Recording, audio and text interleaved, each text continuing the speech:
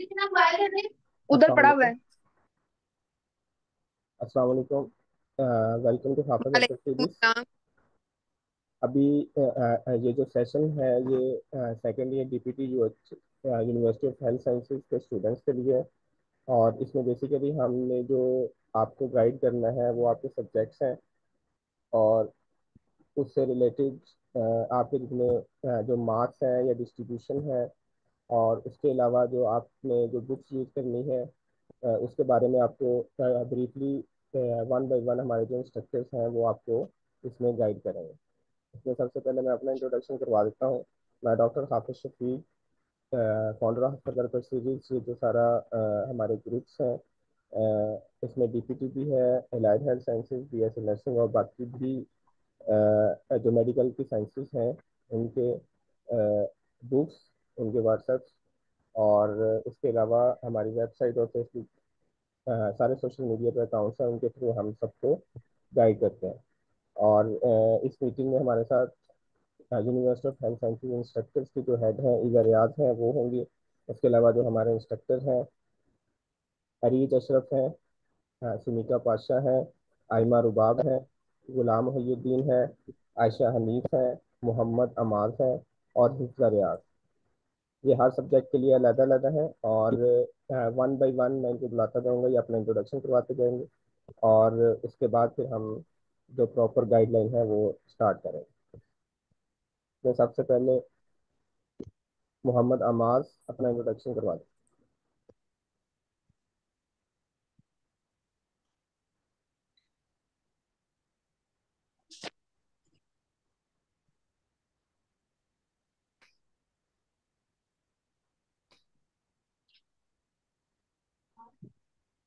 मोहम्मद अमाज, आपको आवाज़ आ रही है? आपको मेरी आवाज नहीं? नहीं सॉरी, मुझे आवाज़ नहीं आई सर। सर आवाज आ रही है आपको मेरी? जी जी आ रही है, अब आ रही है। ठीक है सर। अस्सलाम वालेकुम, I am Mohammad Amaz from DPT third year. मैं school of allied health sciences children hospital में स्टूडेंट हूँ और मैं आप लोगों को मेडिकल फिजिक्स के लिए इंस्ट्रक्शंस दूंगा। जी थैंक यू मोहम्मद अमाज। आयशा हनीफ। जी हाफिज भाई। अस्सलाम वालेकुम। मेरा नाम आयशा हनीफ है और मैं राशिद लतीफ़ मेडिकल कॉलेज से बिलोंग करती हूँ और मैं डीपीटी थर्ड ईयर की स्टूडेंट। और मैं आपको काइनिजोलॉजी और एर्गोनॉमिक्स को गाइड कर।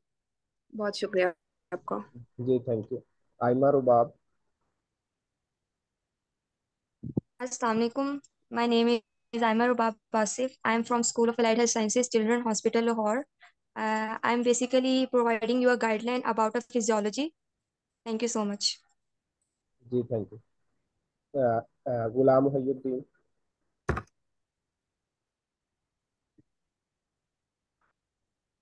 मेरा नाम गुलाम।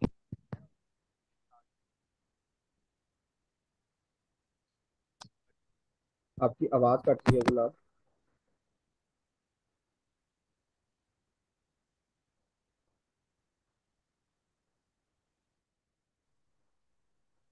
गुलाम आपकी आवाज़ नहीं आई मुझे ना।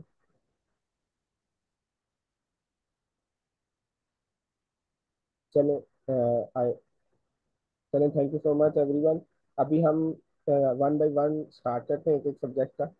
मैं सबसे पहले आयशा हनीफ से कहूँगा कि वो काइनिजोलॉजी और ergonomics का बेसिकली बताएं कि आपने कौन सी बुक से पढ़ना है और उसके अलावा किस तरह इसको लेके चलना है। आयशा हनीफ। जी हाफिज भाई, काइनिजोलॉजी के लिए हम लोगों के पास होती हैं दो बुक्स होती है। एक डीना कार्डनर होती है और एक हमारे पास होती है सुसैन जे हॉल। जो डीना कार्डनर होती है इसमें हमें करने होते हैं चैप्टर नंबर 8, चैप्टर नंबर 9 और उसके बाद चैप्टर 13 से चैप्टर 19 तक। ये हमारा पोर्शन होता है डीना गार्डनर से। उसके अलावा जो सुसैन जे हॉल है इसमें हमारा सिर्फ चैप्टर 9 होता है जो कि स्पाइन से रिलेटेड होता है। और ये बायोमैकेनिक्स की बुक से हम लोगों ने करना होता है। उसके अलावा अगर एर्गोनॉमिक्स की बात करें तो एर्गोनॉमिक्स की बुक हमारे पास होती है कैरन जोकब्स। और इसमें हमारे पास होते हैं चैप्टर 1 टू चैप्टर 17। ये टोटल हमारे पास होती है, इसी एक ही बुक होती है जो कि हमने करनी होती है। और इकोनॉमिक्स का वाइवा नहीं होता, आई थिंक सो। नहीं, उसका वाइवा नहीं होता। ठीक है। ठीक है। जी आयशा थैंक यू। और इसमें बेसिकली जो सबसे पहले चीज़ बताने वाली हमारे पास 5 सब्जेक्ट्स हैं। इसमें आपका एनेटमी है, फिजियोलॉजी है, बायोकेमिस्ट्री है, काइनेरोलॉजी एंड ergonomics है, और मेडिकल फिजिक्स है। और इसमें आपके जो आपके टोटल 4 सब्जेक्ट्स हैं, anatomy, physiology, biochemistry, kinesiology and ergonomics। ये टोटल 200 मार्क्स के ईच सब्जेक्ट। एनेटमी भी 200 मार्क्स का है, फिजियो भी 200 मार्क्स का है, बायोकेमिस्ट्री भी 200 मार्क्स का है, काइनेरोलॉजी एंड ergonomics भी 200 मार्क्स का है।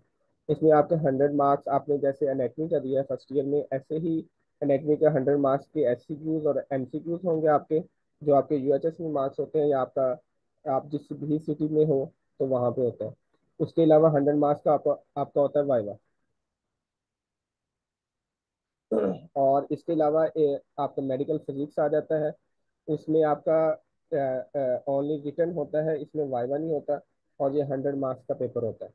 और अभी जैसे फर्स्ट ईयर में आपके जो पासिंग मार्क्स 50% थे, आपके सेकेंड ईयर में भी पासिंग मार्क्स आपके 50% ही है। और अभी मैं बुलाऊंगा आयमा रुबाब को कि वो अपना फिजियोलॉजी का बताएं, उन्होंने कौन सी बुक्स यूज़ की थी और किस तरह उन्होंने पढ़ा था। अस्सलाम वालेकुम। बेसिकली वाल मैं आपको गाइडलाइन प्रोवाइड करूंगी फिजियोलॉजी के बारे में। जैसे कि सर आपको बता चुके हैं कि just like first year second year में भी इसी तरह ही होगा। 200 मार्क्स होंगे, 100 वाइवा के होंगे और 100 सब्जेक्टिव पार्ट के होंगे। और इसके अंदर वैसे ही जैसे फर्स्ट ईयर में था, एमसीक्यूज आएंगे आपको और आपको शॉर्ट क्वेश्चंस दिए जाएंगे जो कि जस्ट लाइक फर्स्ट ईयर जो से सिनेरियो बेस्ड होंगे। ठीक है। इसमें बेसिकली चैप्टर्स जो से वो रिकमेंडेड बुक आपको गाइडन रेफरेंस बुक है। इसके अलावा आप फिर दोस्त से भी पढ़ सकते हैं, लेकिन अभी आप फिलहाल गाइडन को ही इस्तेमाल करें। और इसके अलावा इसमें चैप्टर्स आ जाते हैं, नर्वस सिस्टम है, एंडोक्राइनोलॉजी है, रीनल फिजियोलॉजी है, स्पोर्ट्स फिजियोलॉजी है, स्पेशल सेंसेस है, रिप्रोडक्शन है, टेम्परेचर रेगुलेशन है। सबसे जो ज़्यादा इंपॉर्टेंट है वो endocrinology, renal physiology and sports physiology है। वो जो से आप ये गाइडन से पढ़ें, गाइडन में स्पोर्ट्स फिजियोलॉजी लास्ट चैप्टर, गाइडन के लास्ट चैप्टर से वहाँ से आप प्रिपेयर कर सकते हैं। इसके अलावा एंडोक्राइनोलॉजी आप वहाँ से पढ़ें, इसमें हार्मोन्स आ जाते हैं सारे। रीनल में जो से आपका किडनी सिस्टम बेस्ड आ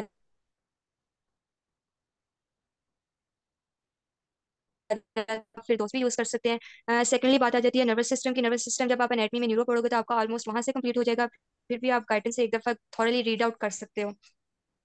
देन स्पेशल सेंसेस है, रिप्रोडक्शन है, टेम्परेचर रेगुलेशन है। ये मतलब कि इनमें से भी आप कर सकते हो। आप गाइडेंस भी पढ़ो लेकिन आप फिर दोस्त से भी कर सकते हो, तो ये सब चैप्टर्स आपके कवर अप हो जाएंगे। इसके अलावा स्पोर्ट्स फिजियोलॉजी है। स्पोर्ट्स फिजियोलॉजी के लिए एक एक्स्ट्रा बुक है, एक्सरसाइज फिजियोलॉजी। उसमें से 7-8 चैप्टर आप वहां से करोगे तो वो आपका हो जाएगा वहां से भी।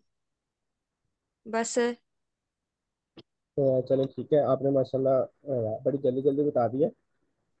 और बाकियों से फीडबैक लेते हैं कि आपको समझ आ रही है कुछ।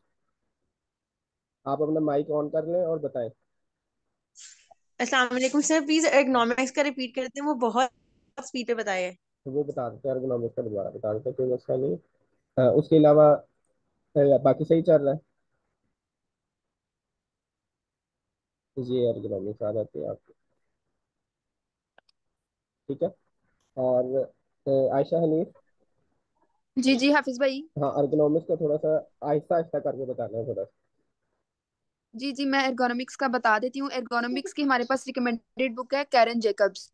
इसके हमारे जो पास जो पोर्शन इसमें इंक्लूडेड होता है वो हमारे पास होते हैं चैप्टर 1 to चैप्टर 17। मतलब चैप्टर 1 से चैप्टर 17 तक सारे के सारे चैप्टर्स हमने करने होते हैं। और इसकी रिकमेंडेड बुक हमारे पास कैरन जेकब्स होती है। ठीक है, चलो थैंक अब यू। आपको समझ आ गई है।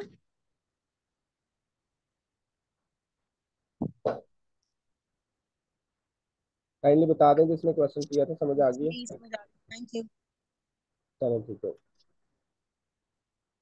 चलो थैंक यू। अभी मोहम्मद अमास।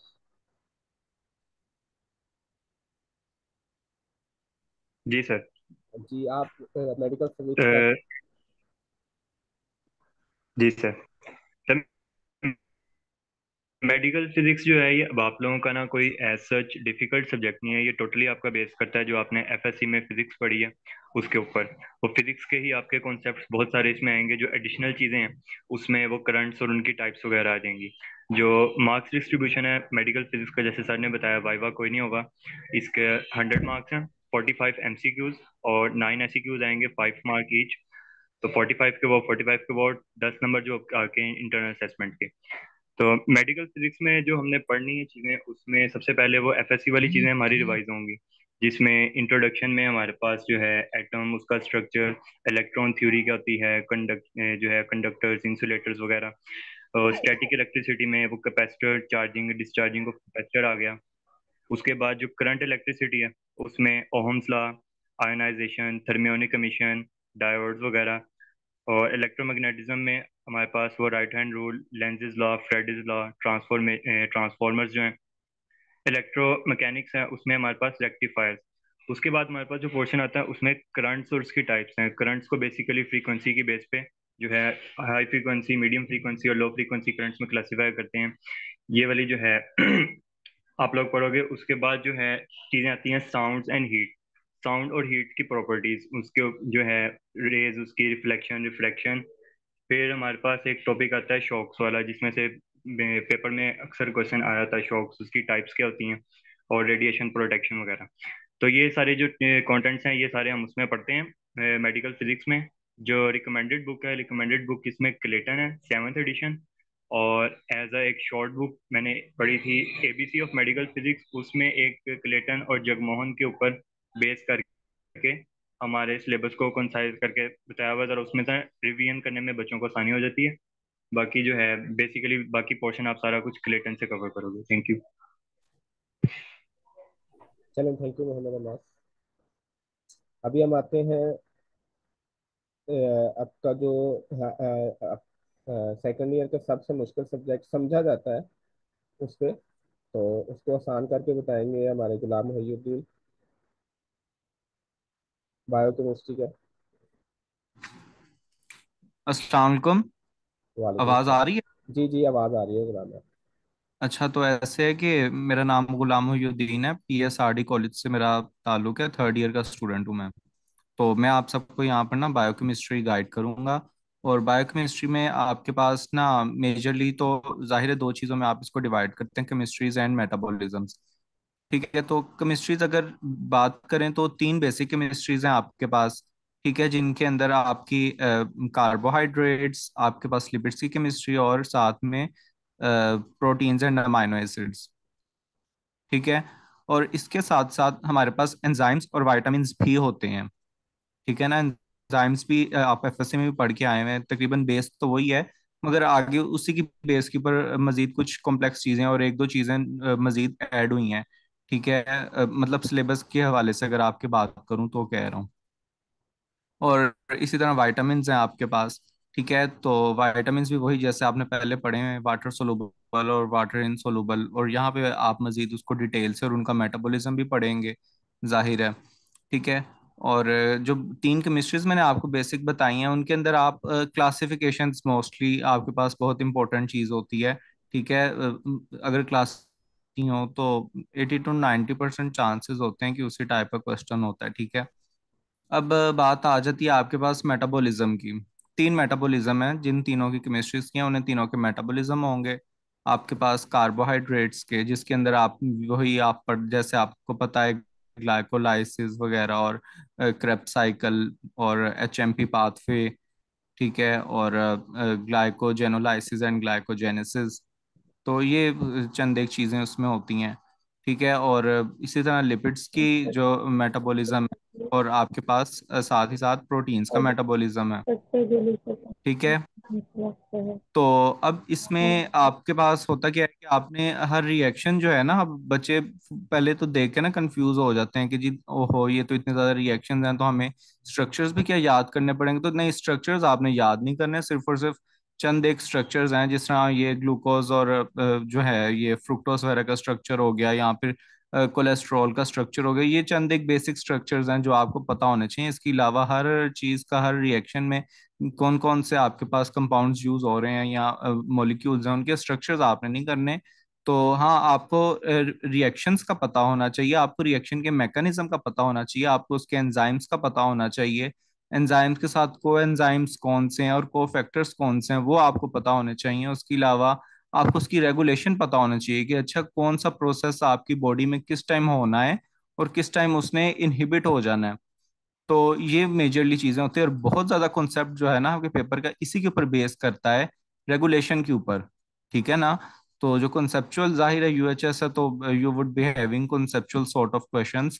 तो आपके पास जो यहाँ पे ज्यादातर रेगुलेशन में से हमें बहुत ज्यादा सवाल आते होते हैं, और रेगुलेशंस को अच्छी तरह से आप लोगों को करना।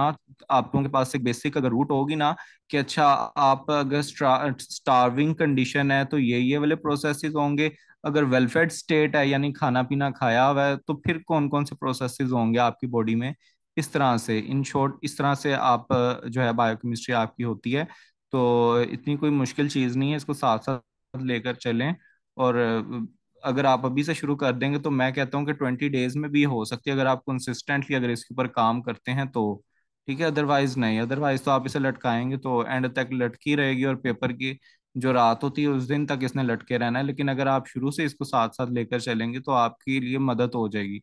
और दूसरी, मैं आप लोगों को एक टिप देना चाहूंगा कि देखें आपके पास स्लिप इन कोट इसकी, हाँ बुक्स के बारे में तो जाहिर है मैंने बताना ही भूल गया। बुक्स आपके पास होती हैं जो जो केमिस्ट्रीज है ना, आपने वो सत्या से करनी होती हैं। अगर सत्या से नहीं कर सकते तो आप फाइक से कर लें, फाइक बहुत अच्छी बुक है। ठीक है, एक रिव्यू बुक है मगर बहुत अच्छी बुक है वो भी। मैंने भी उसी से की थी, हमें भी उसी से कराई गई थी। तो करिकुलम में जो चीज़ आपके पास होती है वो जाहिर है मोस्टली तो आपको फाइक से मिल जाती है, लेकिन जो चीज़ आपको फाइक से नहीं मिल रही, आप ऐसा करें लिपिन के इंडेक्स में जाएं और वहां पर वो टॉपिक देखें और टैली करके उस पेज नंबर को टैली करके उसको स्टडी कर लें। ठीक है, तो ये एक आसान तरीका है। तो इसी तरह से मैंने भी अपना सिलेबस कवर किया था, तो सत्या को मैंने हाथ नहीं था लगाया। तो और इसके बाद आपके पास जाहिर है जो एंजाइम्स और वाइटामिन्स हैं वो तो आपने लिपिन कोड से ही करने हैं, और मेटाबॉलिज्म जो हैं तीनों वो भी आपने लिपिन कोड से ही करने हैं। और यही बहुत बेहतरीन बुक है आपके लिए, आपकी कॉन्सेप्चुअल अप्रोच बहुत बेहतर हो जाएगी। आपके पास हार्पर भी एक बुक आती है मगर वो कम ही लोग पढ़ते हैं, और उसमें बहुत ज्यादा रट्टे वाली चीजें हैं। ठीक है, कॉन्सेप्चुअल बैकग्राउंड उसका इतना स्ट्रांग नहीं है जितना स्ट्रांग आपके पास लिपिन कोड में है। और लिपिन कोड के जो फिगर्स हैं उसमें जो रिएक्शन जिस तरह से लिखे हुए हैं, उसकी जो चैप्टर समरीज हैं, वो भाई कह लो कि नगीना है आपके पास एक। तो बहुत अच्छी बुक है, आप उसको इंजॉय करेंगे इंशाल्लाह ताला, और उसको ध्यान से पढ़िएगा। ठीक है ना। और एक और चीज, उसको पढ़ने का मैं तरीका आपको बता दूं। उसको पढ़ने का तरीका कुछ यूं है कि आपने, जाहिर है जिस टाइम आप पैराग्राफ्स पढ़ रहे हैं तो हर पैराग्राफ के मुकाबिल एक इमेज जो आपके पास डायग्राम या फिर जो आपके पास फ्लो चार्ट बना होता है, रिएक्शंस जो बने होते हैं, वहीं पर उसको लिख लें। कोई ऐसा पॉइंट, वैसे तो समराइज करके उसी में उन्होंने एडजस्ट किया होता है, मगर कोई ऐसी चीज है जो उसमें नहीं लिखी हुई तो वो आप उस उधर वहीं पे आप अपने फ्लो चार्ट में ही उसको लिख लें। और इस तरह ये होगा कि रिवाइज करते हुए आपका बहुत ज्यादा टाइम आपका बच जाएगा। ठीक है ना। और पेपर के टाइम पे या टेस्ट वगैरह या रिवीजन के टाइम पे ये टाइम का बचना बहुत नेमत होता है आपके पास। ठीक है ना। तो इस तरह से करके स्मार्टली वर्क करें। अब अभी शुरू में आप लोग हार्ड वर्क करें और साथ साथ फिर आहिस्ता आहिस्ता आप लोग स्मार्ट वर्क की तरफ आएंगे। ये जो लोग कहते हैं कि जी स्मार्ट वर्क जो है वो सुपरसीड कर जाता है हार्ड वर्क के, नहीं। स्मार्ट वर्क जो है उसकी बेसिस में हार्ड वर्क ही होता है, तो ही स्मार्ट वर्क जो है एफिशिएंटली काम कर सकते हैं। It's all about biochemistry. Thank you so much for listening me. जी thank you so much Ghulam. आपने बायोकेमिस्ट्री जिसको अभी ये समझेंगे, अभी इनका स्टार्ट है, और ये समझेंगे कि बड़ा मुश्किल है, लेकिन अगर इसको आहिस्ता आहिस्ता साथ साथ लेके चलें तो ये सबसे आसान जो सब्जेक्ट है मेरे लिहाज से भी, ये सबसे आसान सब्जेक्ट है और आराम से हो जाता है। अभी आपके 4 सब्जेक्ट्स हो गए हैं। आपकी काइनेजोलॉजी का बता दिया है, फिजियोलॉजी का बता दिया है, मेडिकल फिजिक्स का बता दिया है, और बायोकेमिस्ट्री। अब रह गया आपका एनेटमी का। एनेटमी का पोर्शन आपका फर्स्ट ईयर की निस्बत इसमें बहुत ज़्यादा है, और इसमें 5 पोर्शंस हैं आपके, आपके रीजन्स हैं 5। इसमें जो सबसे इम्पोर्टेंट है वो न्यूरोनेटमी है। उसके बाद आ जाता है आपका हेड एंड नेक। उसके बाद आ जाता है आपका थोरैक्स। उसके बाद एब्डोमेन पेल्विस। उसके बाद आ जाता है एम्ब्रियोलॉजी। और इसके लिए जो आपने बुक्स यूज़ करनी है, उसमें जो न्यूरो एनेटमी है उसके लिए स्नेल्स न्यूरो एनेटमी की बुक आती है, वही आपने पढ़नी है। और आपका पेपर भी उधर से ही आता है। उसके बाद आ जाते हैं हेड एंड नेक। अगर आप में से कोई BD चौरासिया पढ़ रहा है तो वो उधर से पढ़े। अदरवाइज अगर आपने स्नेल की बुक ली हुई है तो आप उधर से कर सकते हैं, या KLM ली हुई है तो आप उधर से कर सकते हैं, ये आपकी मर्जी है, आप जहाँ से मर्जी करें। उसके बाद आ जाते हैं थॉरैक्स पे। आपके पास जो फर्स्ट ईयर की बुक्स हैं उसी के ही, जो BD चौरासिया है जिसमें अपर लिम्ब है, उसका सेकंड पोर्शन आपका थॉरैक्स की बुक है, तो आप उधर से करें। अगर आपने स्नेल से करनी है तो आप उधर से भी कर सकते हैं। एब्डोमेन पेल्विस है, ये जो आपकी लोअर लिम्ब की बुक थी उसी का सेकंड पोर्शन आपका एब्डोमेन पेल्विस का है, BD चौरासिया का, आप उधर से पढ़ सकते हैं। अदरवाइज अगर आपने स्नेल की बुक ली हुई है तो आप उधर से भी पढ़ सकते हैं। इसके बाद एम्ब्रियोलॉजी आ जाता है। इसमें जो DPT में इतना ज़्यादा सिलेबस नहीं है, इसमें एक SEQ आता है और 3-4 MCQs आते हैं। तो अ, हम तो जो रिकमेंड करते हैं वो लैंगमैन की बुक है। उसमें से जो समरीज दी हुई है हर चैप्टर के एंड में, वो बहुत इंपॉर्टेंट है, उससे MCQs भी हो जाते हैं और SEQs भी हो जाते हैं। और इसकी शॉर्ट बुक है शर्जील की, आप वो ले लें और उसको सारी को याद करना है, लैंगमैन की समरीज और बाकी शर्जील की बुक। और इसमें जो एनेटमी में सबसे ज़्यादा इम्पोर्टेंट पोर्शन है वो न्यूरो एनेटमी का है और हेड एंड नेक का है। न्यूरो एनेटमी में से आपको 2 MCQ भी आ जाते हैं, या हेड एंड नेक से 2 आ जाते हैं। बाकी जो आपके पास थोरैक्स है इसमें से एक SEQ आता है, एब्डोमिन में से एक SEQ आता है, एक पेल्विस में से आता है, और एक एम्ब्रियोलॉजी में से आता है। और इसी को टोटल मिला के आपके 9 SEQ बन जाते हैं, और 45 आपके MCQ होते हैं एनेटमी के। ये थे आपके एनेटमी से रिलेटेड।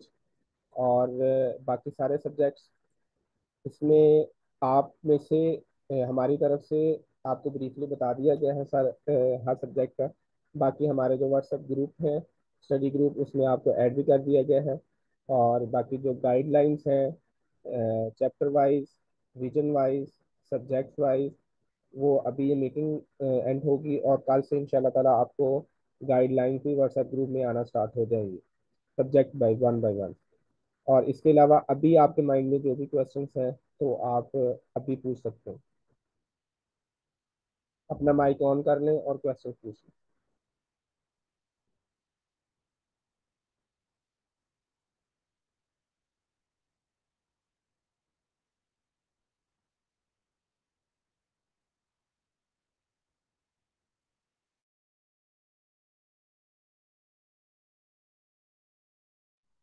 किसी का कुछ काइनेस और एर्गोनॉमिक्स में अगर किसी का कोई भी क्वेश्चन है तो वो मुझसे पूछ सकता है, मैं आपको बता दूंगी। बाकी इंशाल्लाह टाइम के साथ साथ मैं आपको सब कुछ कंप्लीट डिटेल में गाइड करती रहूंगी, आपको इंशाल्लाह प्रॉब्लम नहीं होगी। आप काइंडली ये एक और इकोनॉमिक्स में क्वेश्चंस कैसे आते हैं, क्योंकि जब आप उसको पढ़े होते हो वो इतना ड्राई होता है कि समझ ही नहीं आती, तो पेपर में क्वेश्चंस किस तरह आते हैं और अटेम्प्ट कैसे करना होता है?